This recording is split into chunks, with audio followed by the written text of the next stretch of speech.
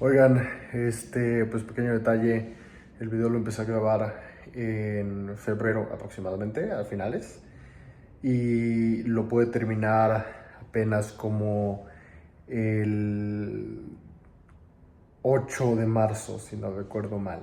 Entonces, una disculpa express por la confusión de fechas. Chao.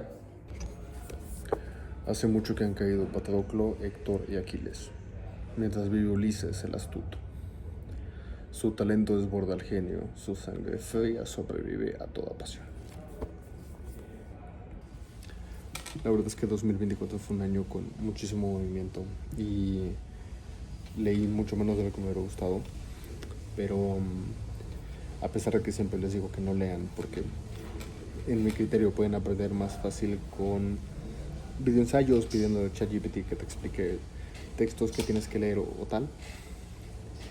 Pues la verdad es que a veces me gusta recomendar cosas que desde mi perspectiva valen la pena leerse, así sean muy poquitas, ¿no? En ese entendido, me gustaría recomendarles solamente 3 obras para 2025. 2024 fue un año donde leí menos de lo que me hubiera gustado. Y la verdad es que no pienso hacer videos estilo leí 80 libros de no sé qué y aquí están los mejores 5. No me parece que tenga caso.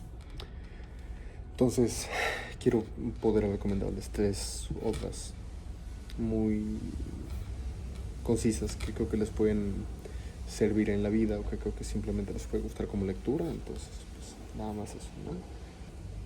Muy honestamente, el libro que más me sorprendió este año fue este. Es la biografía de Joseph Fouché por Stefan Zweig.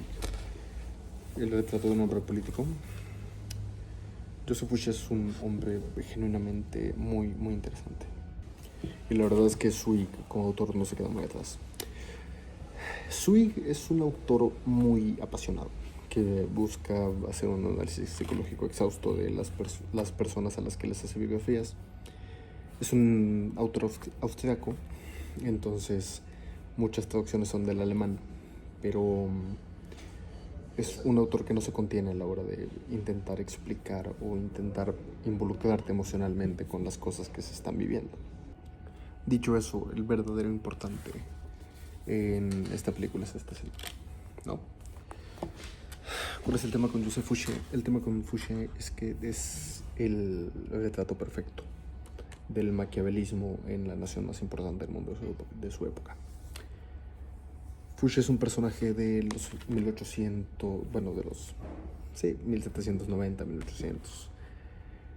Vivió todo lo que fue la Revolución Francesa, el Imperio Napoleónico, la muerte de la monarquía, entre otras cosas, ¿no?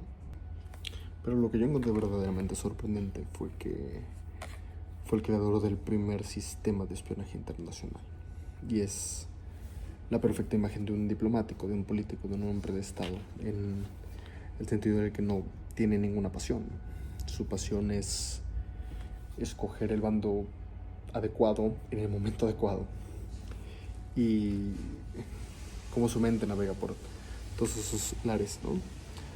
Una de las cosas que más me pareció interesante de todos los conflictos que tuvo Fouché es que fue la única persona en derrotar a todos los hombres poderosos de Francia con los que tuvo algún pique, ¿no? Con los que tuvo algún encuentro, algún desafío. Puso la primera flor sobre la tumba de Luis XVI. Puso todo en el camino para que guillotinaran a Robespierre. Y también puso y quitó a Napoleón. Fue el único ministro incómodo que Napoleón nunca supo lidiar bien con él, porque era el ministro de policía, pero tenía el control de todo lo que pasaba.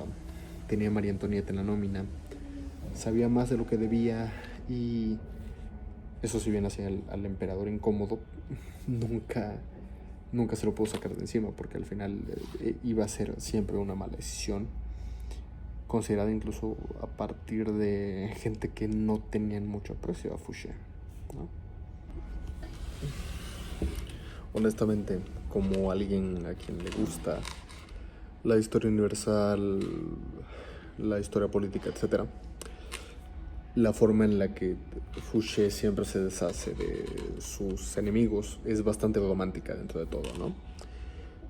Cuando él termina por poner la primera flor en la tumba de Luis XVI, siendo el primer moderado que proclama que lo guillotinen, él deja de ser este ex profesor de convento que sabía mucho de física y matemáticas a ser un jugador político muy interesante, ¿no?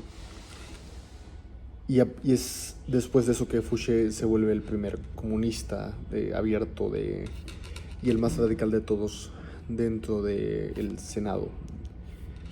Y es bien curioso también porque incluso Stefan Zweig, él explica que bajo su perspectiva, el primer manifiesto comunista de la historia no es el de Marx, sino son las declaraciones de Fouché cuando tiene que ametrallar gente en Lyon, ¿no? Que tiene que apagar la contrarrevolución y que tiene que saquear iglesias a lo largo de Francia como parte de su activismo político. Y es bien complicado entender también, intentar comprender a Fouché, porque es un personaje que por algo a todos les revuelve el estómago cuando hablan de él. Pasó de ser un ex maestro de convento y un político moderado a ser el jacobino y el comunista más radical y el único que se atrevió a ir en contra de la iglesia, la propiedad privada y otras autoridades que los jacobinos más radicales no se atrevieron a tocar. Y después pasa a ser una especie de jugador extraño entre radical y moderado que luego pone a Napoleón y que quita a Robespierre y que es el único capaz de ganarle en una confrontación psicológica, porque al final del día el que vivió fue él. Después, cuando él se deshace de Napoleón, lo hace trayendo de su retiro a Lafayette. Y Lafayette es... Lafayette es el Lancelot de las revoluciones modernas, ¿no? Fue la punta de lanza que guió tanto la revolución norteamericana como... Bueno, la que había independencia norteamericana, como la revolución francesa. Entonces, sacar a Lafayette de su retiro para confrontar al general de 1.68 que Lafayette consideraba que le había quitado su momento de gloria, saber, al menos para mí es bastante romántico. Pero bueno, más allá de que Fouché era un político nato, un camaleón nato y era un único en su especie en la era en la que nació y fue el único capaz de mantener a raya y eventualmente doblar a los hombres más poderosos de Francia. Stefan Zweig es un escritor bastante apasionado, es un escritor que hace que te sientas inmerso en la historia que tú estás leyendo. La verdad es que es un libro que se podría hacer pesado de no ser por el estilo de Zweig. Y es gracias al estilo de Stefan Zweig que eres capaz de echártelo en una sentada incluso, ¿no? Pero es un libro muy importante para entender la ambición, el maquiavelismo, los juegos de poder, entre otras cosas. La verdad es que es una recomendación que a mí es el libro que más me fascinó el año anterior. Y creo que es un libro que vale mucho la pena leer. Pero bueno, dejando un poquito de lado el romanticismo de la Revolución Francesa y todos sus personajes, un libro que yo he recomendado anteriormente y que no puedo dejar de recomendar, especialmente si eres un profesionista en una etapa temprana, alguien que quiera hacer un cambio de carrera, alguien que no está seguro, alguien que apenas está encontrando que le gusta, o alguien a quien le han dicho todo el tiempo que tú tienes que ser bueno en una cosa y seguirte, es Amplitud, o por qué los generalistas ganan en un mundo especializado, de David Epstein. A mí me gustó mucho este libro por dos razones bien sencillas, ¿no? La primera es que desafía el culto a las ventajas iniciales y al culto de que tú tienes que empezar cuanto antes mejor, especializarte en una sola cosa y seguir toda tu vida con eso. Y segundo, porque a medida que estudia los polímatas del siglo XXI, empieza averiguar con ellos cuáles fueron las primeras cosas o las cosas más importantes para ellos, ¿no? Que los ayudaron a desarrollar su carrera. Y es bien curioso porque una de las anécdotas que a mí más me sirvió de ese libro es el de un tipo que específicamente después de participar en muchos aspectos de la ciencia, en muchos trabajos de muchas cosas, él comentaba que lo que fue más útil para él fue aprender a pintar una casa.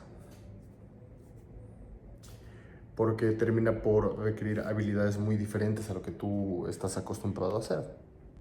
Otra cosa que a mí me pareció muy impresionante es que cuando él se mete a investigar a quiénes son y cómo funcionan en los datos duros de la vida de las personas que son más relevantes para las áreas de investigación y desarrollo dentro de las empresas y personas que son muy exitosos en sus profesiones laborales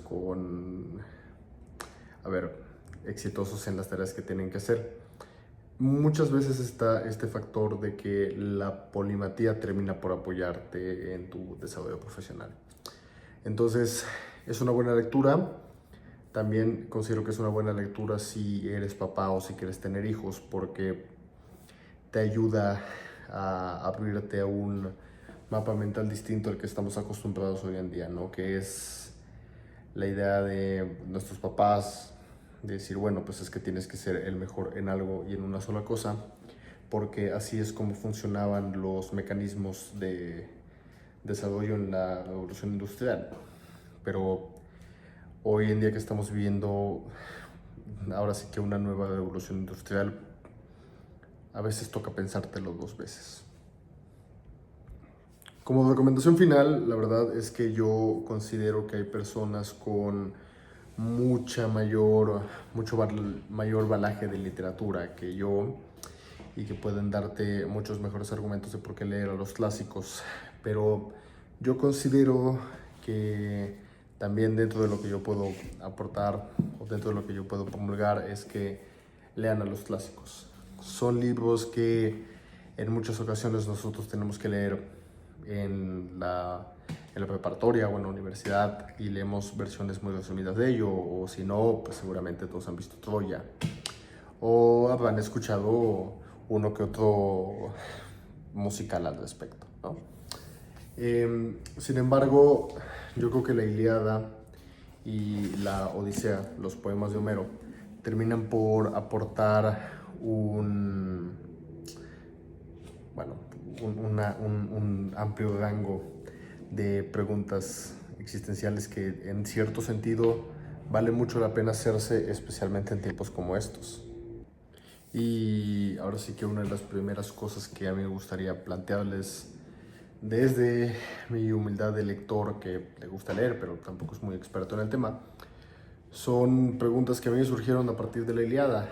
La Ilíada trata de un periodo muy corto de la guerra de Troya y sorprendentemente, contrario a lo que la gente piensa, no llega hasta el caballo.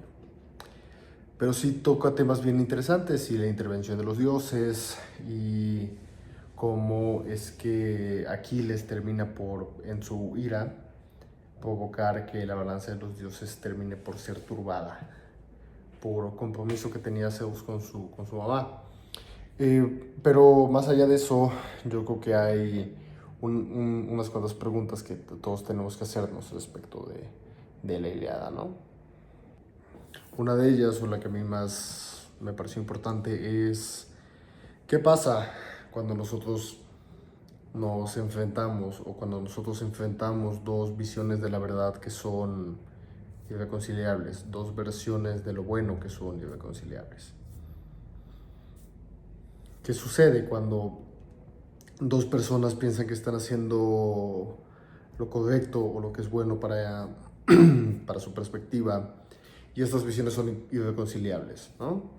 Otra que me gustaría plantear es hasta qué punto es tolerable que nuestras emociones terminen por nublar nuestro juicio o por evitar que nosotros intervengamos en algo en lo que es necesario que intervengamos. Y la última que me gustaría también compartirles es una reflexión más que nada acerca de lo que podemos controlar y no. y cómo nosotros podemos reaccionar a ello y cómo nosotros tenemos que relacionarnos con ello, ¿no? Los griegos, especialmente las sociedades micénicas, lo hacían a través de los decretos divinos y de pensar que los dioses tenían un plan mayor, o que los dioses, que eran los que tenían generalmente la razón en su entendimiento, lo hacían por algo. Y a partir de esa reflexión también me gustaría que entráramos en un poquito la Odisea. La Odisea es un tema complicado, pues principalmente porque ya ha sido analizado en muchas ocasiones el tipo de sentido que pueda tener. Sin embargo, yo creo que, a ver, dentro de los clásicos podemos encontrar muchas lecciones. Una de mis favoritas hablando de la Odisea es saber cuando te es imposible resistir ciertas tentaciones y exponerte voluntariamente a ellas, pero con un refuerzo, que fue precisamente lo de Odiseo con las sirenas. Él eligió escuchar a las sirenas y le pidió a sus compañeros que lo ataran. O sea, fue una decisión consciente. Otra cosa que a mí me gusta mucho rescatar de la Odisea es este viaje a casa, este regreso a casa que tiene Odiseo, y la voluntad de siempre volver a donde quiere estar. Y Odiseo es un personaje bien interesante porque es parte de la fundación de lo que es el héroe moderno. Muchos literatos concuerdan en que las fundaciones o el concepto de lo que son los héroes modernos viene de Odiseo, que es un héroe más allá de su valentía, su valor, su coraje, su capacidad física, que la tiene, por supuesto. Es un héroe que busca ser inteligente y arreglárselas como pueda, con lo que tenga, y engañar a los demás si eso lo ayuda a volver a su camino. Veamos el caso de Polifemo, a quien lo engañó diciéndole que se llamaba Nadie, ¿no? Entonces, creo que dentro de los clásicos hay muchas lecciones importantes para la vida, hay muchas reflexiones importantes, y son libros que están pensados para leerse en voz alta, para escucharse. Entonces, también por eso luego utilizan ciertos nombres o ciertos apodos para acordarse de los personajes con más facilidad. Pero bueno, entonces yo creo que hay que leer a los clásicos. Considero que al menos, si no van a leer a todos los clásicos, al menos lean los poemas homéricos, y si ya los leyeron, denle una reojeada o reflexionen al respecto, vean de qué se acuerdan, porque son libros que valen mucho la pena y que van tomando cada vez más y más sentido a medida que envejeces. Y son mucho más fáciles de leer que el Quijote. Pero bueno, entonces hasta acá de lo que leí el año pasado, de lo que me pareció más interesante para compartirles. Y me gustaría complementar este video con cosas que yo considero y a las que les tengo como mucha expectativa para este año, y que son como los principales autores o principales cosas que pueda llegar yo a estar leyendo. Y el primer libro que es el que estoy leyendo en estos meses, que he tenido mucho trabajo y no he podido leer tanto como me gustaría, es El fin de la historia y el último hombre, de Francis Fukuyama. Es un libro muy interesante, es un libro que todavía no he terminado, es un libro que me está encantando y es un candidato muy serio a ser de lo mejor que haya leído en temas de política pública, de relaciones públicas y todo lo que tiene que ver con teoría del Estado, teoría política, sociología, entre otras cosas. Lo que es la arena pública, ¿no? Yo creo que es candidato fácil a lo mejor que he leído al respecto en estos últimos 20 años de mi vida. Es un muy buen libro, es algo que es uno que estoy disfrutando mucho, me lo han recomendado mucho también, me lo han recomendado amigos muy queridos, y considero que, a ver, es algo que hasta donde voy me está gustando.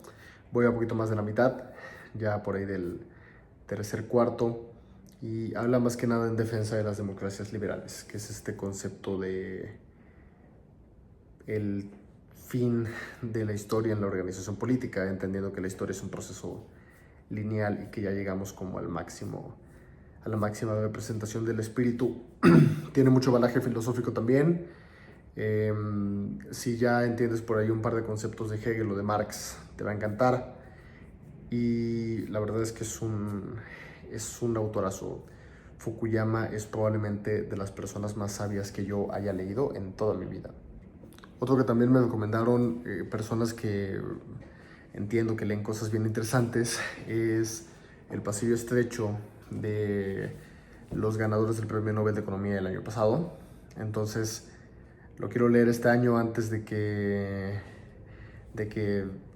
pues pasen a la historia como algo de lo más, de lo que tienes que saber sí o sí, ¿no? Porque pues ya están de moda, por así decirlo. Y es una perspectiva interesante de por qué y cómo funcionan los leviatanes, cómo funcionan los estados y por qué en ciertos lugares no funciona. La verdad es que es un análisis complejo, es un análisis que tiene como que revisarse paso a paso, pero es un libro que al menos a mí me está pareciendo también interesante.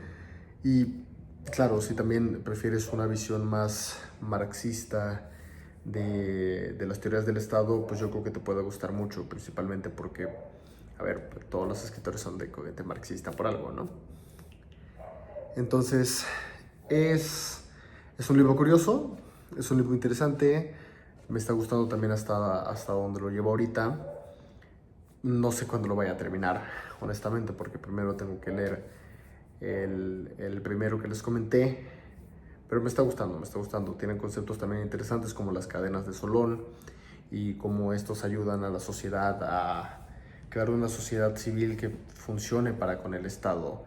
También te ayuda a quitarte como muchos mitos que se tienen sobre China y sobre las potencias actuales. Y creo que también te puede ayudar o te puede dar una perspectiva, al menos desde la visión marxista de ellos, de por qué Latinoamérica no ha funcionado. Así no tengan como muchas propuestas o soluciones específicas. Tienen un análisis en esta y en otras obras que es cuando menos interesante para discutir. Entonces, bueno, échenle un ojo si les parece interesante a estos. Y pues, a ver, es el segundo que más me emociona de este año. Ahora otro que a mí me llama mucho la atención porque es un autor de mis favoritos de toda la vida es Los demonios de Fyodor Dostoyevsky. Yo puedo entender que a mucha gente no le gusta Dostoyevsky o que le haga ñáñaras el nombre porque son gente a la que le gusta mucho quedarse con la idea de sus clases de literatura sobre Shakespeare y sobre cómo el destino acabó con él, o bueno, se acabó con la obra de Shakespeare. Sin embargo, yo creo que Dostoyevsky es un autor en suma interesante porque es de los pocos que llegó a sobrevivir a ese cataclismo argumentativo del destino. Los demonios es un libro que, al menos hasta donde voy, es muy interesante. Habla de los revolucionarios. Dostoyevsky pensaba que Rusia necesitaba un gobierno que fuera ortodoxo, creyente, cristiano, que creyera en Dios y que se adaptara a su gente. Entonces, en esta especie de reclamo contra la sociedad o de acusación contra los revolucionarios bolcheviques, él intenta hacer un análisis y una descripción de cómo él los ve, de cómo él los imagina, de cómo él los entiende y de cómo considera que el mundo debería de verlos también. Y por eso se llama en inglés se llama The Possessed Ones, que se traduciría como los poseídos o los endemoniados. Pero pues Los demonios también es un título que le queda bastante bien porque termina por representar esta idea de Dostoyevsky de que la gente revolucionaria está endemoniada en general. Muy buen libro, interesante. Hay gente que tiene una tesis bien interesante porque es el mejor libro del autor. Yo soy de los que considera que su mejor libro es Crimen y Castigo, pero vamos a ver, todavía no lo termino, entonces igual y cambio de opinión. El otro libro que me gustaría adelantarles que posiblemente vaya a ser de mis favoritos de todos los tiempos es El héroe de dos mundos, la historia del Marqués de Lafayette en las eras de la Revolución. Lafayette era un hombre que creía que todos nacimos iguales y que nadie debería tener como un derecho especial de nacimiento. Está catalogado en la historia como el Lancelot de la Revolución Americana y de la Revolución Francesa. Y como les comentaba en las recomendaciones, fue el hombre que terminó por desarmar a Napoleón después de que éste le quitara su victoria triunfal en la historia. O eso pensaba él. Lo que sí es un hecho es que terminó por humillar a Napoleón ante el Senado. Y es un personaje que es cuanto menos bien interesante, especialmente cuando empiezas a indagar en su relación con Washington, porque lo veía como un hijo. Y hay un par de anécdotas bien interesantes y bien graciosas sobre Washington en general. Si les gustan los musicales, si les gusta la historia, si les gustan cosas como este tipo digamos, Hamilton o Epic u otros musicales, seguramente ya están familiarizados con quién fue o por qué fue tan importante en la historia de la guerra de independencia de Norteamérica. Sin embargo, yo sí considero que al menos el libro de Mike Duncan, que es este mero, sí termina por ser... la historia de Lafayette es algo que me ha parecido tan impresionante que los musicales de Broadway no necesariamente le llegan a la talla, ¿no? Yo creo que si bien la historia, pues yo entiendo que iba de Alexander Hamilton, la gente que se queda con la idea del musical de Broadway, le recomiendo mucho este libro de lo poco que lo he leído, porque sí es un personaje mucho más intrigante y, spoiler alert, no se llamaba Lafayette. Pero bueno, esas fueron como las recomendaciones y los libros que más me emocionan o a los que más les tengo expectativas para este año. Este año se ve muy bien en temas de lectura. No creo que vaya a poder leer tanto como el año pasado, entonces igual les voy a deber un mejor video o más amplio video de recomendaciones para el otro año o recomendaciones más voluminosas. Pero yo creo que va a ser un año interesante, cuanto menos. Y pues bueno, yo creo que eso sería como todo lo que hay que decir. Chao, chao.